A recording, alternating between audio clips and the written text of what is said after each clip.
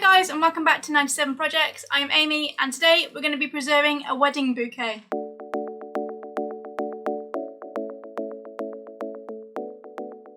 The moulds we're going to be using are, so we're going to be doing, let me take them out of the packets and then I'll talk to you.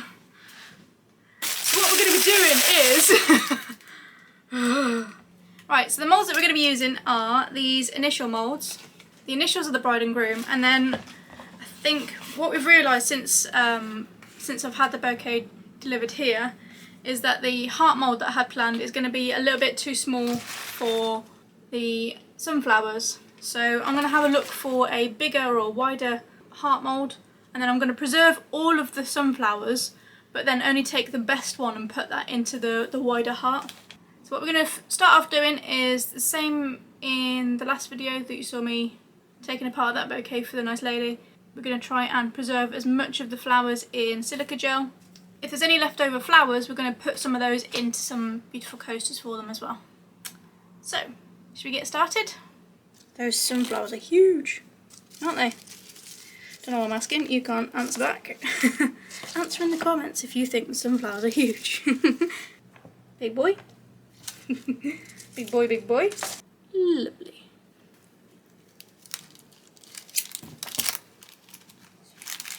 Let me move this to one side for a bit and then we'll prep the box.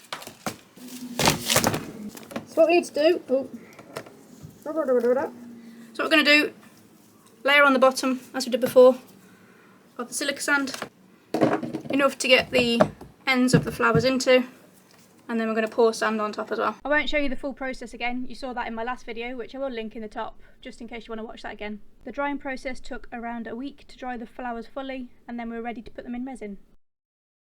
Then all I had to do was figure out which flowers I wanted to use for the letters and which ones would actually fit.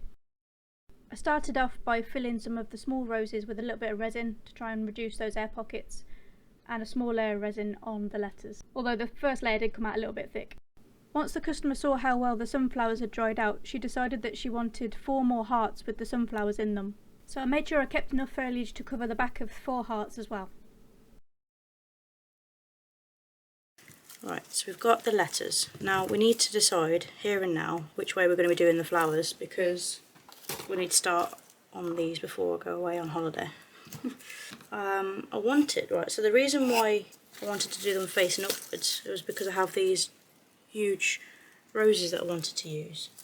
And the only issue with putting them in upside down, the only issue with doing these upside down is the air pockets.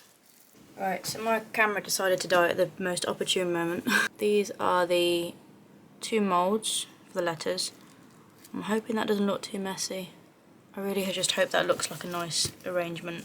I am worried about overdoing it, but I'm trying to just make sure that she's still got that feel of her bouquet from the day with all the different elements. This I'm really happy with. I think that looks beautiful. Then it was just a case of pouring in small layers of resin with around 6 to 12 hours in between each layer. Did them in small layers just to stop the resin from overheating. It also helps to keep the air bubbles to a minimum because they've got more of a chance of getting to the top. 12:15, it's time for bed.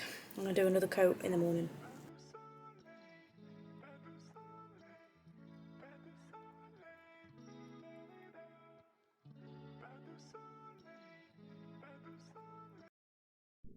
On this part you can see me stretching out the mould so you can get the resin down the sides of all the flowers, making sure that everything is coated. Let me know in the comments if you've ever preserved wedding flowers before, any top tips.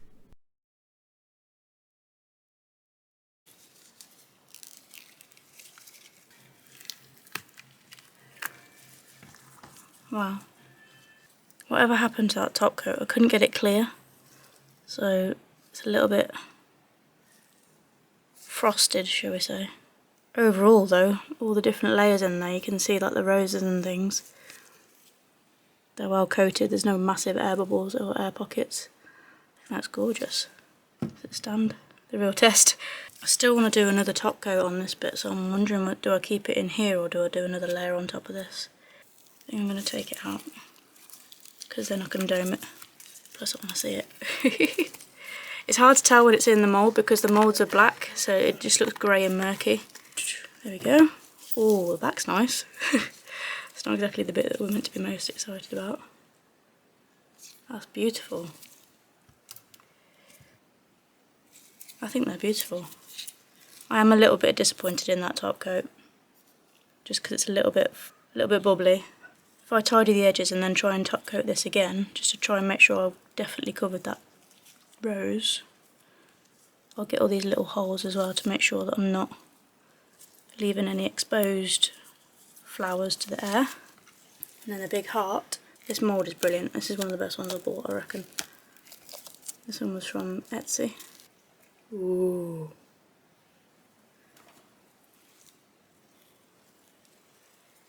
Wow, that's gorgeous. I'm so happy with that. So happy. And it's not too bubbly either.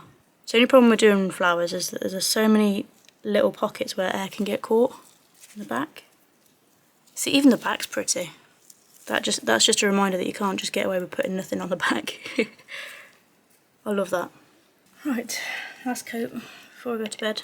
I'll put a small layer on the bottom, same as always. Stop the flowers from coming through, and then the rest I'm just gonna put a tiny coat on each of the coasters so I can stick some leaves down to it. And I've also finally bought some alcohol spray just to pop those bubbles and save my lovely moulds.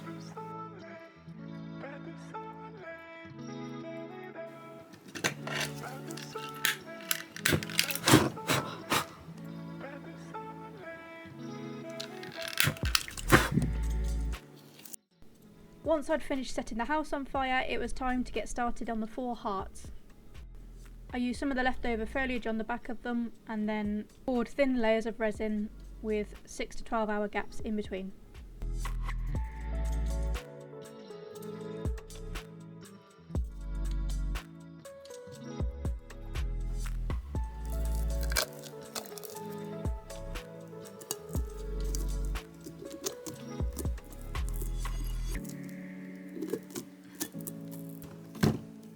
Oh wow, cool, incredible. Wow, that's amazing. So clear. Wow.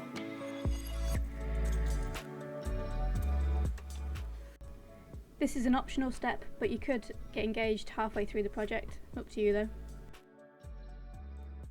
Once all the pieces had fully cured, I spent a couple of hours sanding down all the corners that were sharp. And these are the final letters for the bride and groom.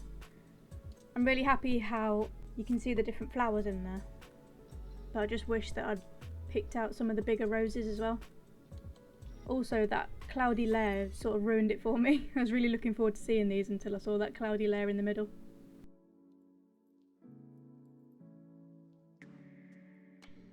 For the rest of the hearts, I think these turned out even better than the bride and groom's pieces. They're so clear as well, and I think having less of the greenery in there helps make that sort of translucent watery effect. Let me know what you think in the comments. Do you prefer it with or without the greenery on the back of it? For the coasters, I really wasn't that happy with them. I ended up throwing them in for free. I wish I'd have been a bit more gentle on the petals where you can see that I've bruised them here, because they really show up in the resin. And I wish I'd have planned out the leaves that I needed for the coasters in the first place, so I could press them to make the coasters a little bit thinner. Then again, I am my harshest critic, and this was the first time preserving wedding flowers, so all in all, not too bad. Thanks for watching, and if you've enjoyed today's video, please consider subscribing and hit that big like button for me. People outside know I've got my goggles on. What do I look like? No, I won't show you. 1, 2, 3 projects. Awesome. I still haven't got the coasters done yet. Bloody hell. Hello YouTube. That one should be finished today though. That Like looks this very one. nice. And then I can start on those tomorrow properly. Very nice. Yeah, you're very nice. No, you're the very nicest. No, you're the nicest one. Bye YouTube. Okay. Alright.